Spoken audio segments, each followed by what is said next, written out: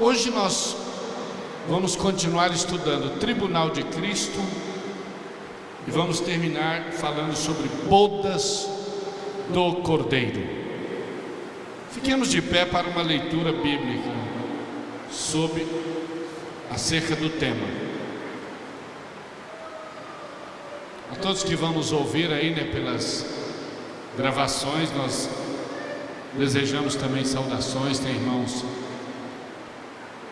desejamos saudá-los, agradecendo pela participação de cada um. Alguns, depois de ouvir, fazem comentários. Tem uma irmã que gosta dos estudos bíblicos aqui. Aí eu falei para ela: está tendo estudo na igreja? Ela falou: estou seguindo todos pela gravação. Aí já tem uns que já não vem porque já sabe que vai ter mesmo. Mas esta irmã não é comprometida aqui com o ministério. Depois disso, os de outros estados, família e até mesmo da obra missionária no exterior. Glória a Deus. 1 aos Coríntios, capítulo 3.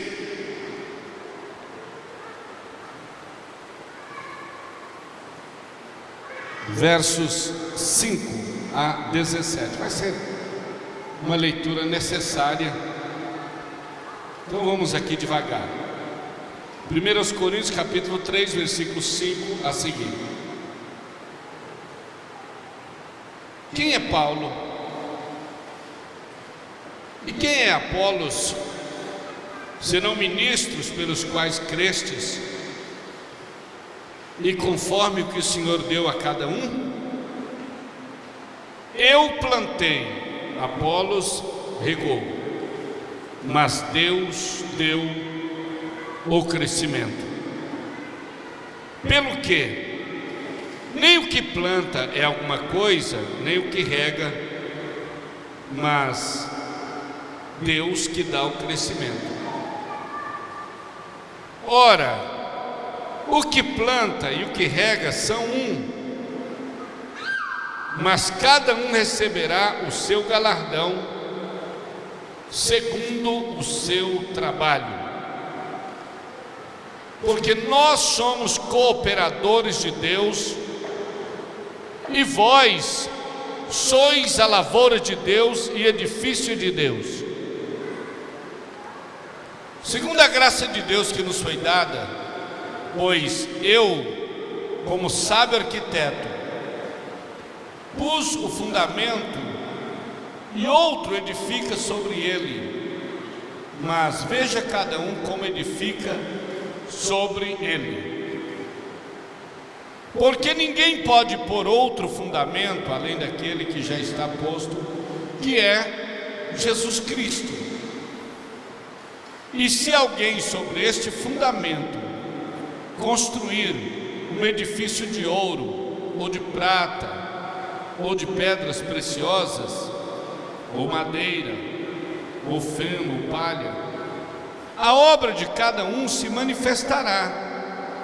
Na verdade, aquele dia a declarará, porque pelo fogo será descoberta. E o fogo provará qual seja a obra de cada um. Se a obra que alguém edificou nesta parte permanecer, esse receberá galardão. Mas se a obra de alguém se queimar, sofrerá detrimento, mas o tal será salvo, todavia como pelo fogo. Não sabeis que vós sois o templo de Deus e que o Espírito de Deus habita em vós? Se alguém destruir o templo de Deus, Deus o destruirá, porque o templo de Deus que sois vós é santo. Amém. Feche os olhos. Senhor, nos dirige mais a um estudo bíblico da Tua Palavra, das coisas escatológicas, as coisas dos últimos tempos. Estaremos estudando hoje sobre o Tribunal de Cristo e bodas do Cordeiro. Nos dirige pelo Teu Santo Espírito, Pai, em nome de Jesus. Amém. Podeis assentar. Esse é o principal texto que nos fala como vai ser o julgamento do tribunal de Cristo. Ele é muito claro, e ele fala sobre a obra, como ela acontece. Cada um põe um pouquinho. Eu plantei, Apolos regou, mas nenhum é maior do que o outro, porque ninguém pode fazer a obra crescer senão o próprio Deus.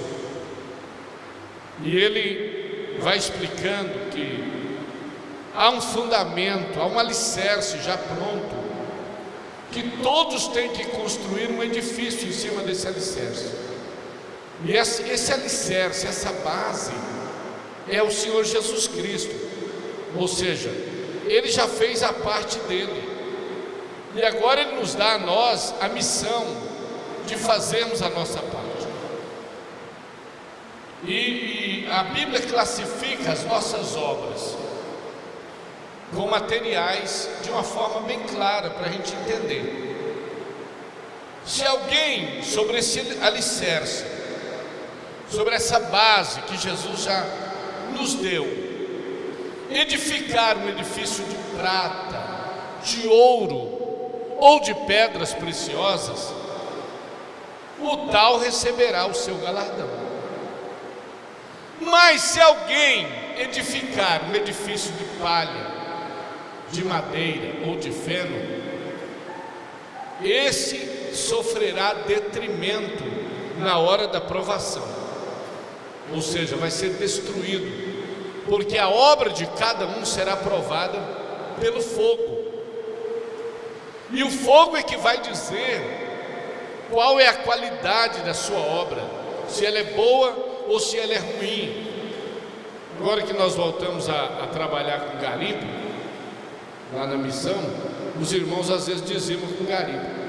Tem garimpo, tem ouro de vários tipos, tem até ouro ruim, tem um ouro que você olha assim, está pretinho, eu não sei o que é aquilo, mas é ouro. Tem uns brancos, tem uns bem amarelinhos, tem ouro em pó, tem ouro em pedra, tem o ouro, né, 80, 90, 100, 120. Então tudo isso vai dando uma qualidade na nossa obra. Até os diamantes, tem os mais puros, os mais caros, os mais perfeitos, as pérolas, todas as pedras, ela tem o seu grau de pureza. Ou seja, mesmo que a gente edifique em ouro, ele ainda vai ser avaliado, provado, ver qual é o quilate da sua obra. E isso tudo é pelo fogo. Nós levamos ali uma oferta, o dízimo de ouro para ser avaliado, é no fogo, né? Que tem que ser queimado para purificação, e depois é que ele vem o seu valor ou o seu teor, e com o teor define o seu valor. Irmãos, esse fogo, segundo a maioria dos estudiosos, eles concordam que a Bíblia diz que o olhar de Jesus é como chama, como fogo. Então, simbolicamente, é apenas o olhar de Jesus sobre a obra de cada um, já vai definir o que é a sua obra, a qualidade da sua obra. Então nós falamos sobre o arrebatamento da igreja. Jesus vem, os mortos ressuscitam primeiro, os que permanecerem vivos até o dia do arrebatamento sofrerão uma transformação assim, violentamente repentina, assim, não dá tempo de falar nada, de pedir nada, e já sobe quem tem que subir, já fica quem tem que ficar, sem que você tenha tempo nem de pensar. E essa igreja, ela vai encontrar com Jesus nos ares, levada pelo Espírito Santo. Jesus estará nos esperando a uma determinada altura, e nesse momento ele não será visto como muitos pregam, muitos creem. Ele não será visto pelos olhos humanos, nem por aparelhos, apenas será conhecida a sua volta. Eu estava lembrando de um hino do Cícero Nogueira, né? Ele fala, é até bonito, uma hora você ensaia ele sem ideia, para cantar aqui, ou qualquer outra irmã que canta. Ele fala: depois que a igreja subir, irão proferir com grande aflição o que foi que aconteceu. Desapareceu o meu pai e o meu irmão. O ônibus parou lá na pista. Onde está o motorista? O que aconteceu? No meio de tantos horrores, tristezas e dores e prantos também, os homens hão de padecer, não irão viver com Jesus no além. Aí ele fala de muitos acontecimentos que todo mundo vai perceber que uma catástrofe, uma coisa extraordinária aconteceu na terra. E como todos têm uma noção da volta de Cristo, quem é cristão sabe disso. Ele falou que voltaria, então eles vão entender. E como nós dissemos aqui no culto passado, nunca as igrejas vão estar tão cheias como depois do arrebatamento. Isso aqui, meus irmãos, vai ficar aqui que não cabe ninguém, porque esses desviados aí, todo mundo que não está ligando, não está se preparando, não está dando atenção à vida de Cristo, eles vão vir correndo para a igreja, pedindo misericórdia, arrancando cabelo, rasgando roupa. Aqui vai ficar super lotado de pessoas arrependidas. A Bíblia diz que o lugar onde estão os maiores e os verdadeiros arrependimentos é lá no inferno. Porque se todo mundo que estivesse no inferno tivesse a oportunidade de voltar, eles seriam os melhores pregadores. Veja a história do rico. Pai Abraão manda que alguém vai lá e fala, manda que um ressuscita dos mortos e conte como é aqui no inferno. Mas já é tarde demais. E a parábola, né, de Lucas 16 nós conhecemos, que não foi possível atender o clamor daquele que já estava no tormento eterno. E assim também será depois da vinda de Cristo. A terra vai entrar num pandemônio, mas isso aí é grande tribulação e não é assunto de hoje. Depois falaremos. Na grande tribulação vai começar com aquele desespero. Quem conheceu a palavra de Deus vai dizer assim: nós não podemos ceder, não podemos aceitar a marca da besta, não vamos negar Jesus para ele ser salvo. Mas quando a coisa aperta, passa fome, passa aperto, ameaça de morte, filho passando, sei lá quem, passando necessidade, não consegue trabalho, não consegue transporte, não consegue nada, porque tudo vai ser totalmente controlado. E diz que só compra, só vende, só negocia quem tem a marca e a autorização da besta, que é uma identidade, e depois nós vamos aprender isso. Agora,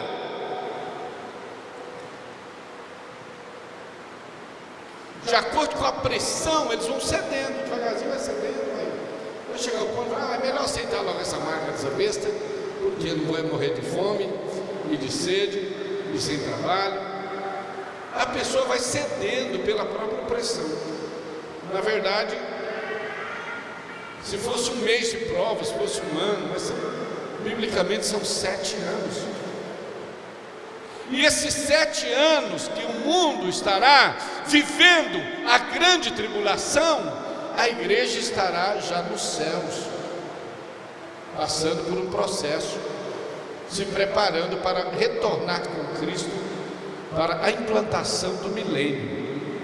Então, depois da grande tribulação, nós vamos estudar a segunda volta, a segunda fase da segunda volta de Cristo, quando ele virá e todo olho verá. Aí sim, todo olho verá. E aqueles que não estavam preparados para vê-lo vão clamar: monte caiam sobre nós. E eles vão pedir a morte, vão correr atrás da morte, mas a Bíblia diz que a morte fugirá deles. Tudo isso não era um arrebatamento, é lá na implantação do milênio. Bem, então voltando aqui, a igreja sobe, encontra Jesus, tem lá, não sei, as boas-vindas, né? Celebração inicial, abraços e coisa e tal, tudo em fração de segundos, porque na eternidade não é como aqui, né? Às vezes tudo acontece ao mesmo tempo.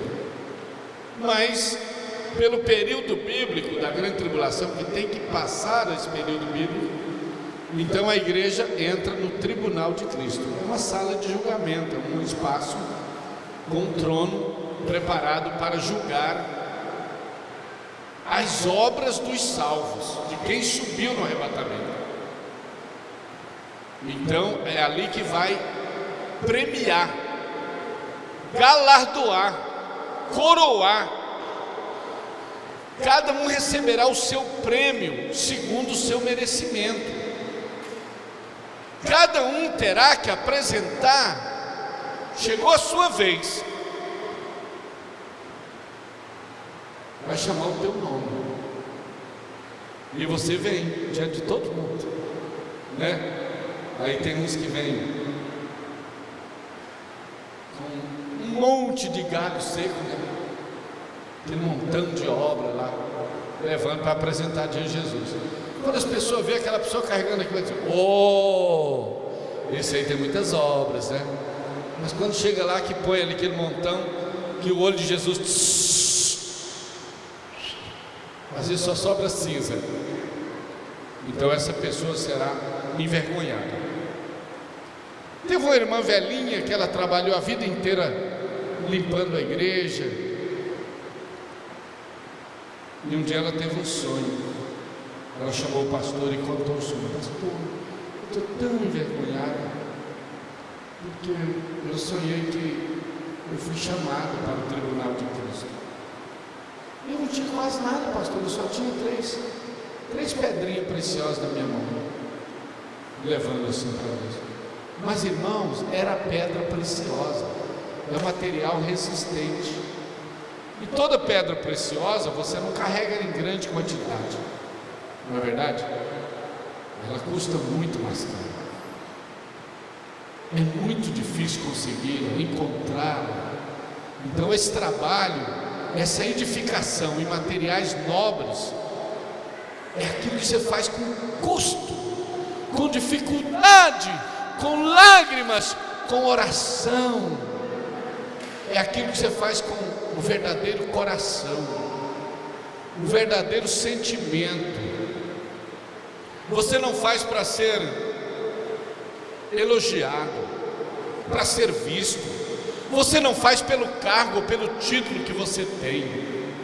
Você não faz pensando na consagração de amanhã.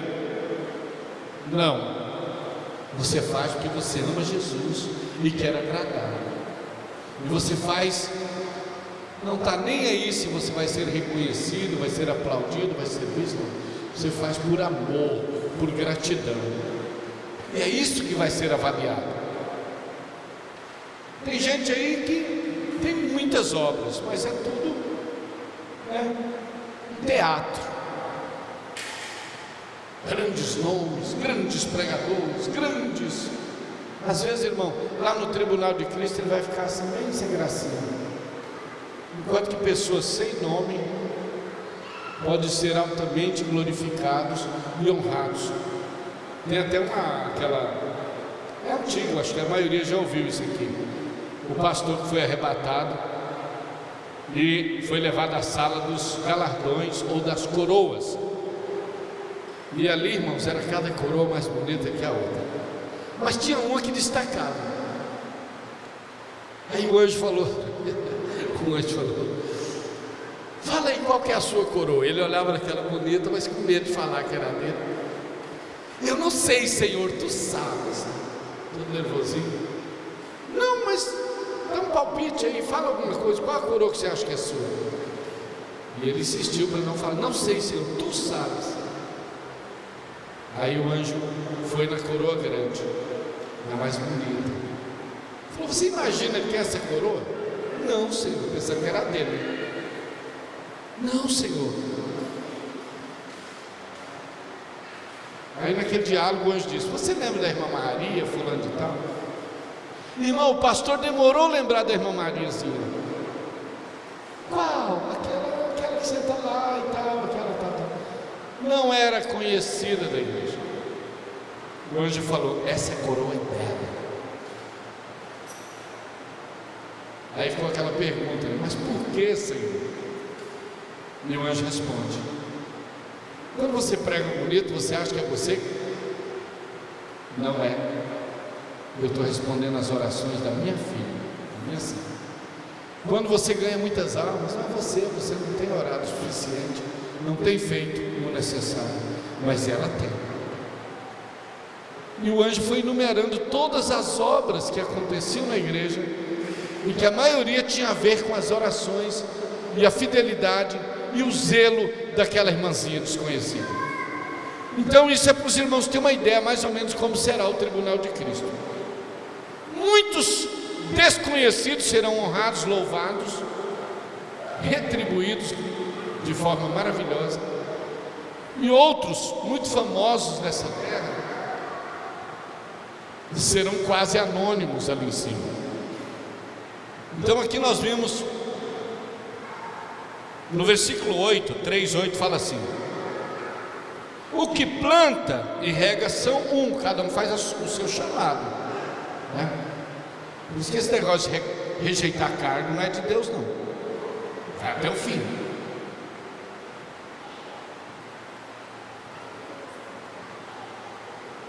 Mas cada um receberá o seu galardão segundo o seu trabalho. Não é segundo a quantidade do seu trabalho, mas segundo a qualidade do seu trabalho. Porque depois disso, se alguém sobre este edifício edificou um edifício de ouro, de prata, de pedras preciosas, ele permanecerá. Mas se alguém edificou com outro material, sofrerá detrimento, vai ser destruído pelo fogo. Agora veja bem, por mais que a pessoa fique decepcionado, porque ele pensava que o galardão dele era muito grande, e muita gente sem nome teve um galardão bem maior que o dele, mas ainda resta uma alegria, como nós lemos aqui. O que chegou lá em cima está salvo. Não é isso que nós lemos aqui?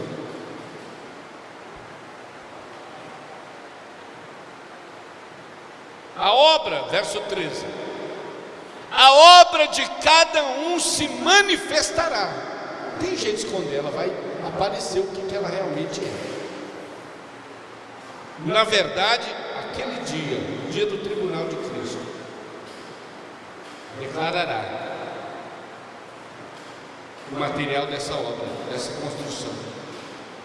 Por quê? Pelo fogo será provada ou descoberta. O fogo provará qual seja a obra de cada um por um. A Bíblia é muito clara: todos nós havemos de comparecer ante o tribunal de Cristo, todos, indistintamente. E diz aqui: será descoberta qual seja a obra de cada um.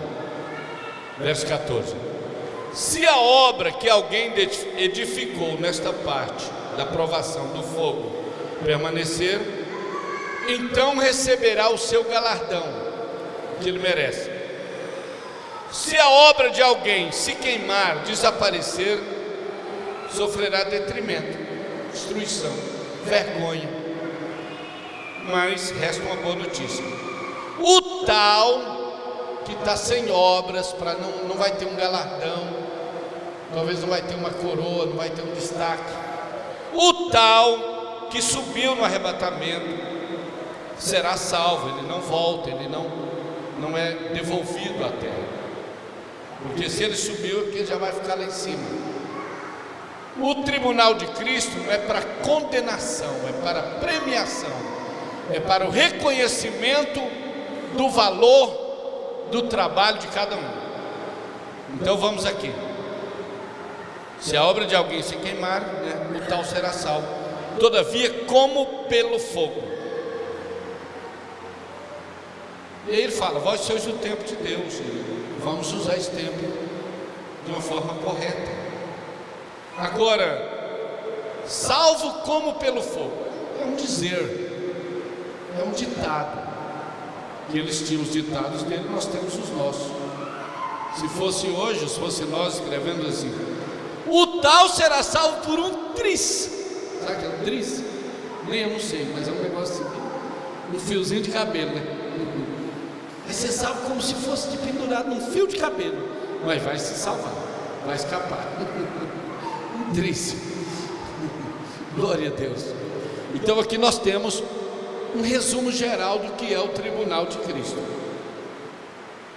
Terminado esse momento, nós vamos ser coroados, ser condecorados, ser premiados, receber o louvor. Cada um vai receber o louvor, o reconhecimento do próprio Jesus Cristo.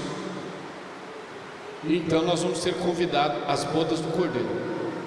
Nós vamos ver biblicamente mais alguma coisa sobre o tribunal de Cristo, que é um tema muito rico e muito importante. 2 Coríntios 5 e 10. Vamos ler. 2 Coríntios capítulo 5, o versículo 10. Porque todos, você também, se for salvo, deve comparecer ante o tribunal de Cristo, para que cada um, por sua vez, receba segundo o que ele tiver feito, através do seu corpo, ou bem ou mal. Por isso que fala: vós sois o templo. Então o corpo é que nos leva a fazer as obras. Você não vai fazer nenhuma obra que você não utilize o seu corpo, a sua mente, a sua mão, os seus pés, as suas ações pessoais. Então, até o pecado, né, é utilizado o próprio corpo. Então tudo isso vai ser avaliado. Deverá comparecer, independente do cargo. Ah, mas era pastor, presidente, vai do mesmo jeitinho. Não tem escape. Lá não tem esse negócio. Fui diácono, fui presidente, fui disciplina. Não. Lá só tem salvos. Todo mundo vai estar humildezinho, com medo. Com medo da vergonha que vai passar. Glória a Deus. É difícil imaginar que a pessoa vai chegar lá: esse negócio de cara com reteté, lá não vai ter reteté não, irmão. O negócio lá vai ser bem sério. Agora, o Romanos 2,16, ali diz que a obra se manifestará. Nós vamos ver. Se ela vai se manifestar, ela vai revelar o seu teor, o seu peso, a sua qualidade. Vamos ver o que diz Romanos 2,16. Qualquer irmão pode ajudar na leitura.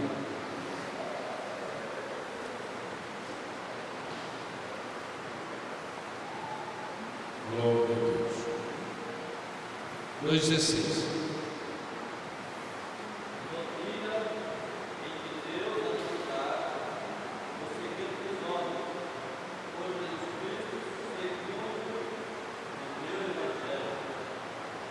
O dia que Deus vai julgar os segredos.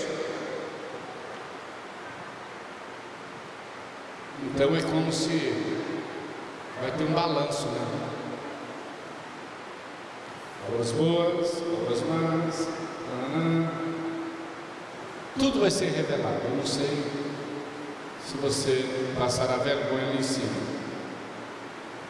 não sei, mas que vai ser provado, vai.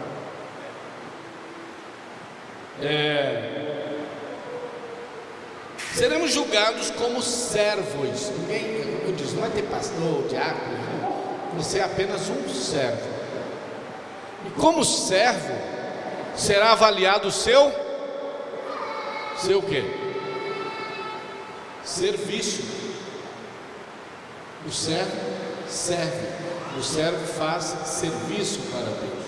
Então vai ser avaliado a qualidade do seu trabalho. Se for um murmurador, até que fez um pouco de coisa, mas vivia murmurando, palha.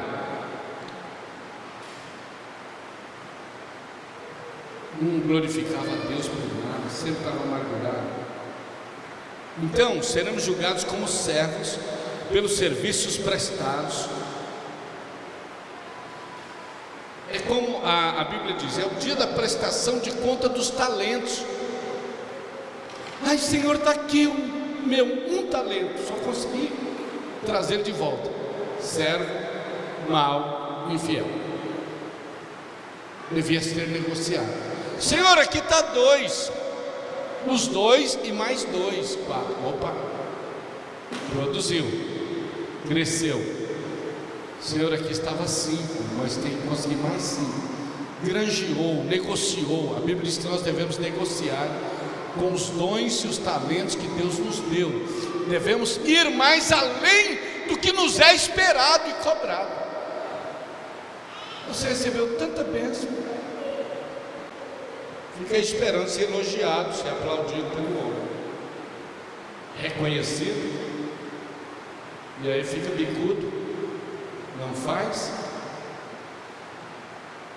e aí vai querer o louvor, a glória. Eu tenho certeza que se alguém é assim vai passar muita vergonha. Irmãos, vamos seguir aqui. Como vamos ser julgados? Pela forma como administramos tudo que Deus tem nos confiado. Por exemplo, a nossa vida, os nossos bens materiais, os nossos talentos, o nosso próprio corpo, o tempo que Deus nos deu, como nós usamos o nosso tempo. Tudo isso será julgado naquele dia. A nossa conduta e os atos praticados por meio do corpo, tudo que tiver feito por meio do corpo. A nossa conduta e os atos que praticamos com relação ao nosso próximo, ao nosso irmão. Então vamos ver, Romanos 14, 10.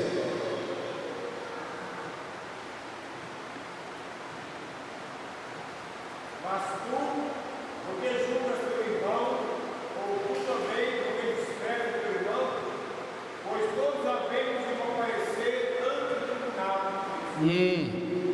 O que você julga? Em vez de cuidar da sua vida, está cuidando do outro. Por que você despreza o irmão? Não sabe que todos vamos comparecer pelo tribunal de Cristo? Ou seja, o que está dizendo aqui? Se preocupe mais com a sua vida, com as suas obras, com você mesmo, porque você vai ter que prestar conta lá um dia. O irmãozinho está errado, também vai prestar conta lá um dia. Isso é, se ele subir.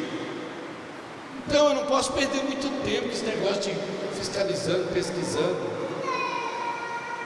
tentando ver se o meu irmão. Não, tem coisa que você deixa com Deus. Porque acima de tudo a pessoa tem que admitir o erro para ser tratado, tem que confessar. A pessoa fala, eu não confesso, eu não fiz, até a gente fica de mãos atadas, porque quem confessa e deixa alcança a misericórdia, mas quem não confessa e não deixa nunca prospera. Então já há uma recompensa em si mesmo pelos seus atos. A Bíblia compara tudo isso a uma construção. É a nossa linguagem que a gente entende mais fácil. Então vamos para frente. E a premiação? Que tipo de prêmio a gente vai receber? Lembrando que muitas coisas na Bíblia é uma figura. Galardão é uma linguagem militar. Fala do reconhecimento, condecoração, pelos os atos heróicos. Quando você vê aquele general galardoado, aquele assim, tem uma faixa assim, cheia de medalhas, que ele até anda assim, tão pesado. Já não tem mais espaço para mais nada, ele está muito galardoado. Isso é uma linguagem militar. Então é um reconhecimento, uma recompensa pelos atos heróicos. Mas lá no céu pode ser outra coisa, que a gente não imagina, que a nossa mente é muito limitada. A Bíblia usa uma linguagem muito comum naquela época, que é a coroa. Cada um receberá a sua coroa, vai ser coroado, ou honrado, ou reconhecido pelas suas obras, pela qualidade, pelo que merecer. Então, a Bíblia nos apresenta as coroas. 1 Coríntios 4, verso 5. Vamos ver o que diz aí. 1 Coríntios 4, verso 5. Portanto, nada julgueis antes do tempo, até que o Senhor venha, o qual também trará à luz as coisas ocultas das trevas e manifestará os desígnios dos corações. E então, cada um receberá de Deus o louvor. Aqui já nem fala galardão, fala de louvor. Olha que lindo esse versículo. Vai naquilo que nós falamos lá. Tu, por que julgas o teu irmão? Não sabemos que hemos de comparecer todos perante o tribunal de Cristo? Agora aqui no 4 e 5, não se preocupe em julgar as coisas antes do tempo,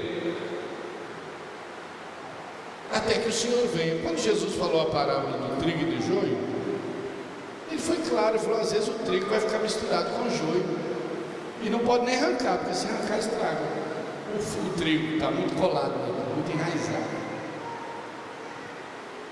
Tem coisa que não dá para tratar. O que não dá para tratar, descansa no Senhor.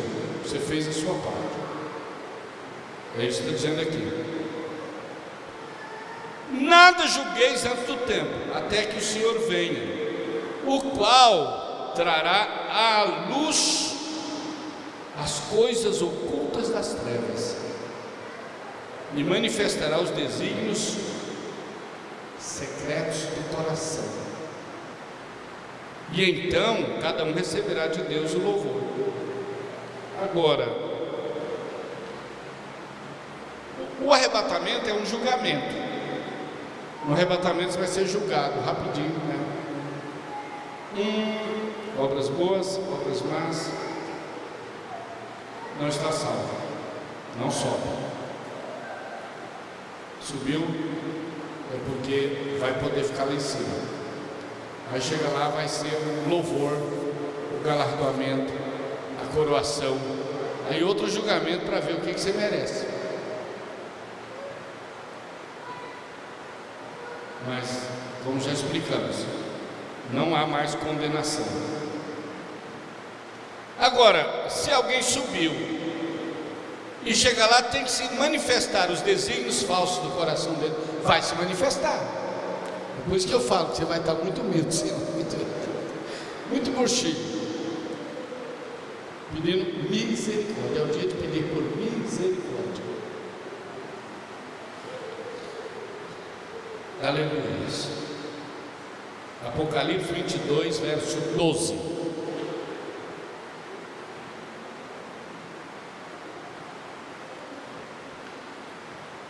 Isso é fácil, né? Só abrir no final e voltar na última página. 22 e 12. Eis que cedo venho, e meu galardão está comigo para dar a cada um segundo a sua obra. Isso aqui é interessante. Jesus está dizendo: esquecendo, venho arrebatar a minha igreja. E eu tenho um galardão para dar a cada um segundo a sua obra. Pode ver que tudo que eu estou falando aqui confere, tudo tem a ver com obras, com qualidades. Aqui não é fé. No tribunal de Cristo não é fé, a fé é para a salvação. Quem crer e foi batizado será salvo. Agora lá, irmãos, é outra coisa. Agora, o que eu acho interessante desse versículo é quando ele fala assim: o meu galardão, ou seja, é algo que vai vir direto de Cristo para nós. Não é lindo isso? É aquele presente que você espera tanto receber. E ele diz: está comigo para dar a cada um segundo a sua obra. Ou seja, o louvor, a recompensa, a coroação, ela virá das mãos do Senhor Jesus. Ao mesmo tempo que Ele te julga e vê o que você merece, já recebe. Ele mesmo te honra, te louva e te dá os parabéns. Não vai ser o anjo, não vai ser o arcanjo, não vai ser o querubim, não vai ser o secretário. O próprio Senhor Jesus vai fazer isso. E isso é glorioso, né? Aleluias. Então a Bíblia fala de alguns tipos de coroas. Vamos ver rapidamente quais são as coroas que representam também o nosso galardão. A coroa da vida. Coroa da vida é um tipo de galardão. Apocalipse 2 e 10. Leia, por favor. Apocalipse 2 e 10. Nada temas das coisas que há de acontecer. Eis que já passará alguns de vós na prisão, para que sejais tentados. E vereis uma tribulação de 10 dias. Ser fiel até a morte, e dar-te-ei a coroa da vida. Aleluia. Vamos pegar só o final. Ele fala de provação, de tentação, de prisão, de tudo que a gente pode enfrentar nessa terra. Mas a palavra é essa: seja fiel até a morte, e eu te darei a coroa da vida eterna.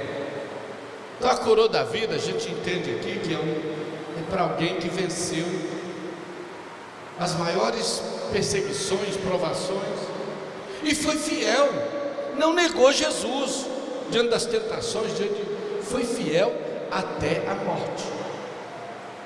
Então é um tipo de galardão, talvez que vai atingir muitos mártires da fé, coroa da vida eterna. Tiago 1 e 12, ainda dentro desse tema. Tiago 1 e 12. Achei. Bem-aventurado o varão que sofre, ou que suporta, ou que vence a tentação, porque quando ele for provado, receberá a coroa da vida. Depois da prova, se você vencer, virá então a coroa da vida, a qual o Senhor tem prometido aos que o amam. Se for aprovado, receberá a coroa da vida, coroa da vitória, né? Vamos ver esse galardão da vitória. 1 Coríntios 9.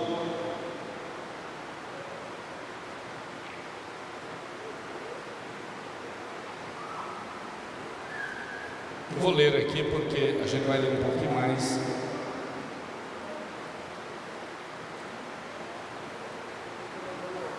Tá?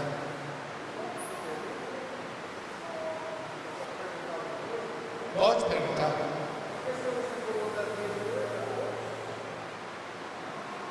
A questão da coroa da vida, lembra pouco?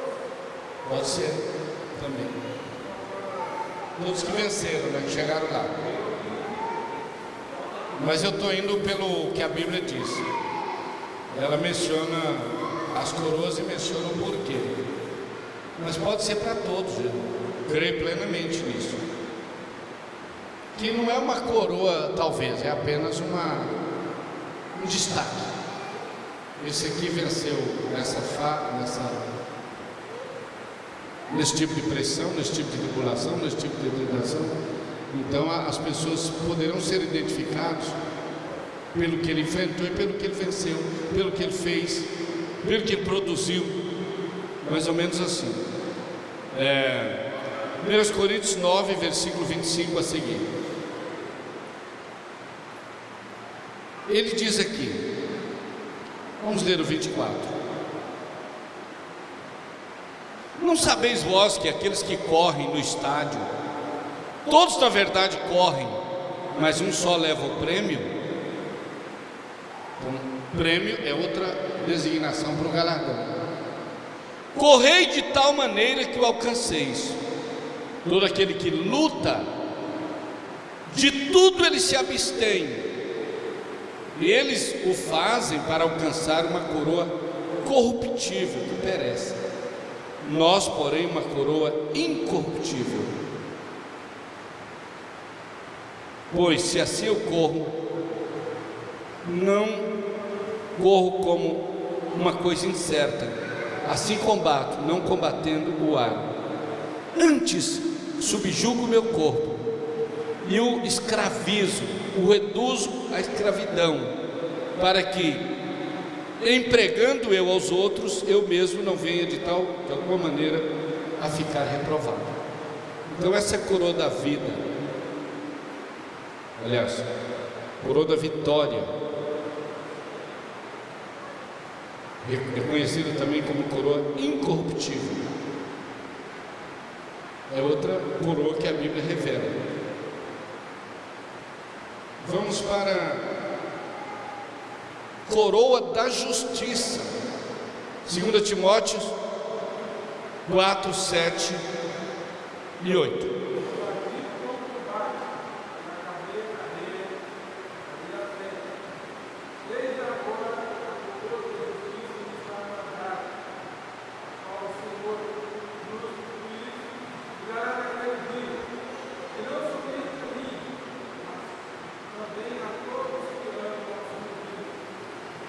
Combati o bom combate, terminei a carreira e guardei a fé.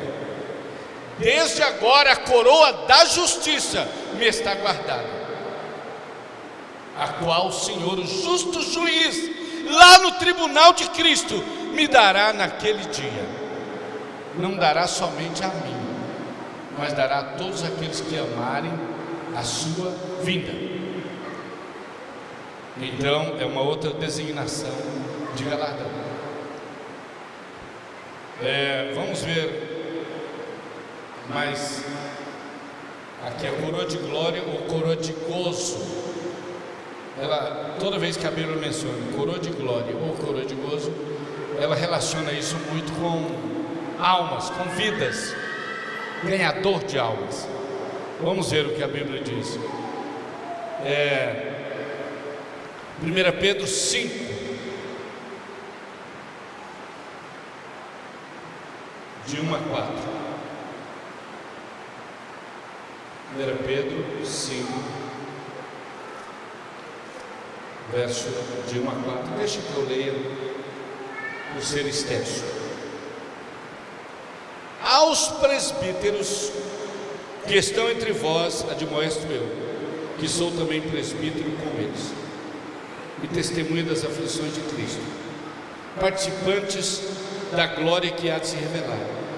Apacentai o rebanho de Deus que está entre vós, tendo cuidado dele, não por força, mas faça isso voluntariamente, não por torpe ganância, não por dinheiro, por prêmio. Vou trabalhar duro para a igreja me dar uma casa.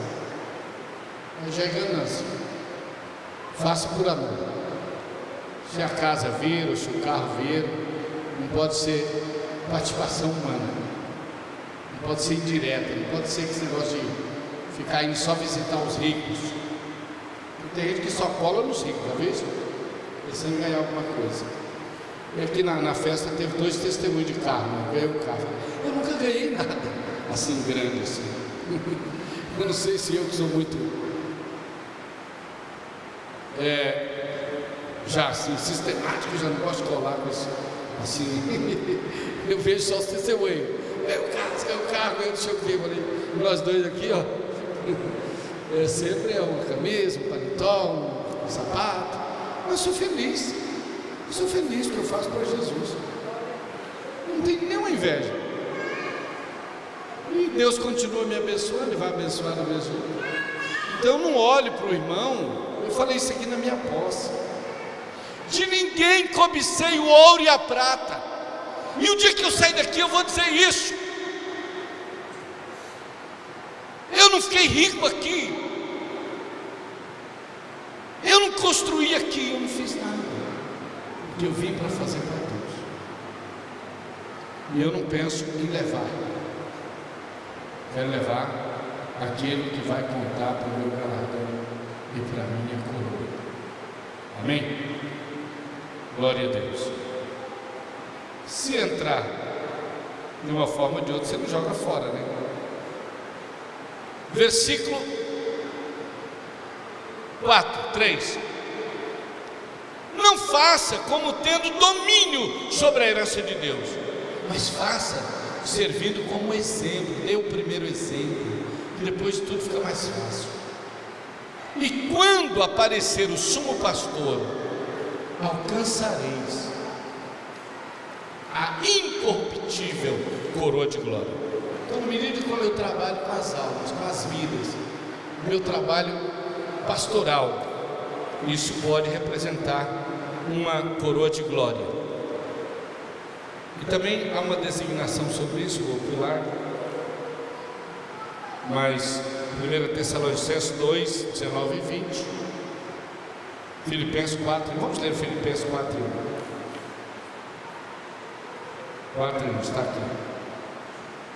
Portanto, meus amados e muito queridos irmãos, minha alegria e coroa, estáis firmes no Senhor, amados.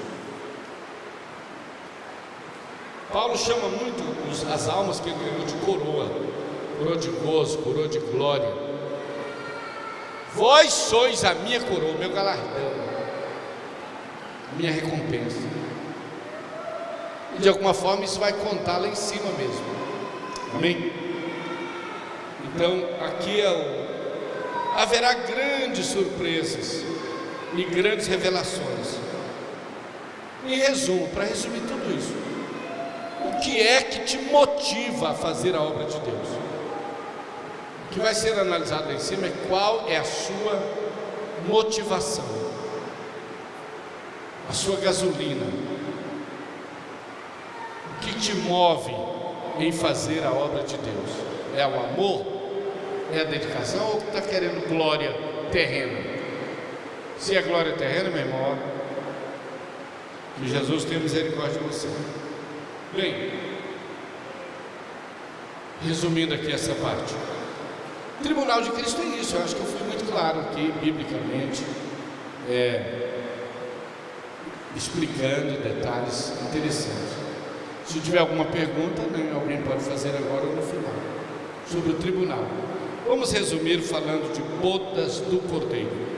Bodas do Cordeiro já é mais rápido, não tem tanta coisa assim para falar. Mas em resumo, o que é bodas do Cordeiro? Terminou o tribunal de Cristo, todo mundo está adornado, vestido, preparado, coroado, glorificado, louvado, enfeitado, sei lá do que.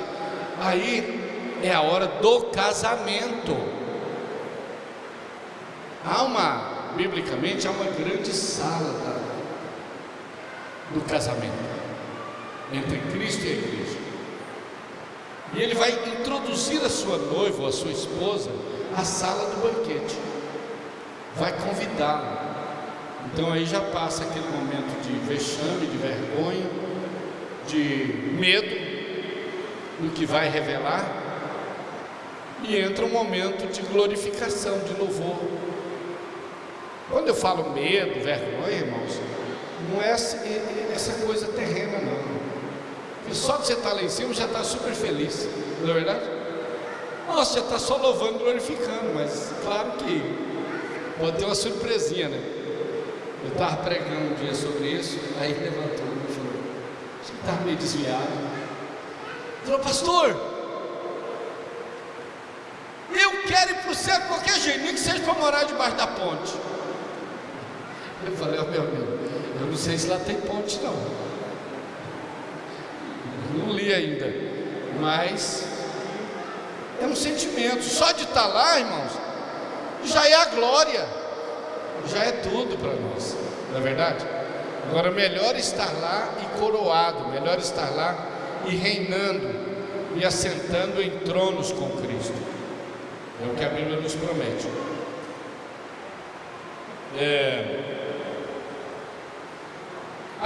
o principal texto das bodas do Cordeiro é Apocalipse, capítulo 19. Vamos para lá. Apocalipse 19, versos 5 até o 9.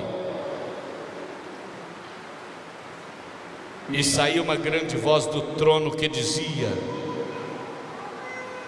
louvai o nosso Deus, vós todos os seus servos, vós que o temeis, assim pequenos como grandes. E ouvi como que a voz de uma grande multidão, e como que a voz de muitas águas, e como que a voz de grandes trovões que dizia: aleluia, pois já o Senhor Deus Todo-Poderoso reina. Isso aqui é a igreja louvando depois do tribunal de Cristo. Regozijemo-nos e alegremo-nos e demos-lhe glória, porque vindas são as bodas do Cordeiro, e já a sua esposa se aprontou. Ela se apronta lá no tribunal. Já a sua esposa se aprontou para essa festa, e foi-lhe dado a noiva de Cristo, que se vestisse de linho fino, puro, resplandecente, porque o linho fino são as justiças dos santos. E disse-me: escreve, bem-aventurado aqueles que são chamados às ceias das bodas do Cordeiro. E disse-me: estas são as verdadeiras palavras de Deus. No dia que eu preguei aqui sobre as 7 bem-aventuranças, nós mencionamos isso. Bem-aventurados que chegarem lá. Só de chegar lá você já é feliz, já é bem-aventurado. Não é bodas, tem gente que fala as bodas do Cordeiro. Não é bodas, não, é bodas de casamento. Outra coisa, tem 2 ceias na Bíblia que fala chamado a ceia das bodas do Cordeiro. A ceia das bodas do casamento é para a igreja glorificada, coroada, julgada no tribunal de Cristo. Mas quando a Bíblia fala a ceia do grande Deus, é diferente. Nós lemos isso aqui terça-feira passada. Está aqui mesmo no Apocalipse 19,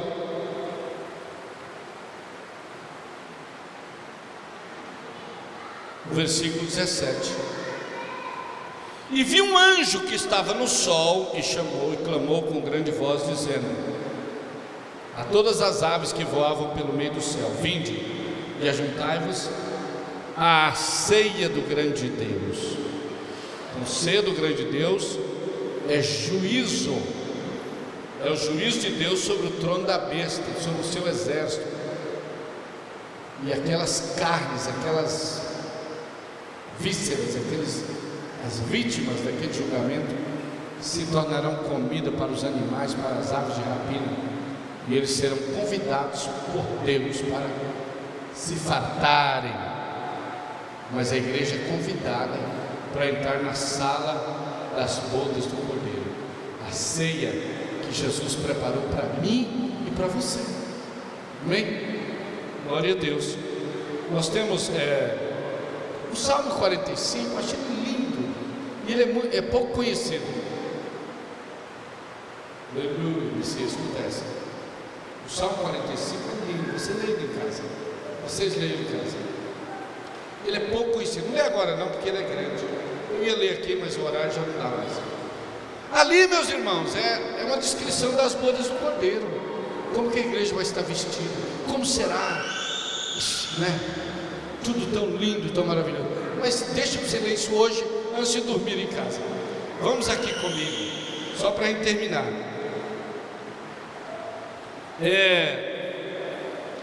Uma ilustração muito clara das bodas do Cordeiro está no livro de Cantares de Salomão. Ali ele celebra a união de Cristo com a igreja. Eu vou ler só 2 textos para a gente já concluir. Vamos para Cantares 2. Vamos achar aí Cantares, perto de Provérbios. Agora vamos ver aqui, todos acharam? Cantares 2, verso 10, depois de Eclesiastes, é isso? Deixa que eu leio aqui. Cantares 2, 10 a 14. O meu amado fala e me diz: levanta-te, amiga minha, formosa minha, e vem. Esse é o chamado arrebatamento. Levanta e vem. E a igreja sobe. Aí diz assim: porque já passou o inverno, a chuva cessou e já se foi. É tempo de flores na terra. O tempo de cantar chegou. E a voz das pombas já se ouve em nossa terra. A figueira já deu seus figuinhos, e as vides em flores exalam o seu aroma. Levanta-te, amiga minha, formosa minha, e vem. Jesus está nos chamando. Pomba minha, que andas ou que andastes pelas sombras, pelas fendas das penhas, pelo oculto das ladeiras, mostra-me a tua face, faze-me ouvir a tua voz, porque a tua voz é doce e a tua face é aprazível. Fendas, penhas, fala das guerras, das lutas que a igreja tem enfrentado, e ele está dizendo: mostra a tua cara. É hora de estarmos juntos, é hora da união. Então o noivo está convidando e desejando este momento. E a noiva também fala, né? Aí no capítulo 2 mesmo, vejamos o verso 16 e 17. O meu amado é meu, e eu sou dele. Ele é quem apacenta o seu rebanho entre os lírios. Por acaso alguém é ovelha? Ele apacenta o seu rebanho entre os lírios.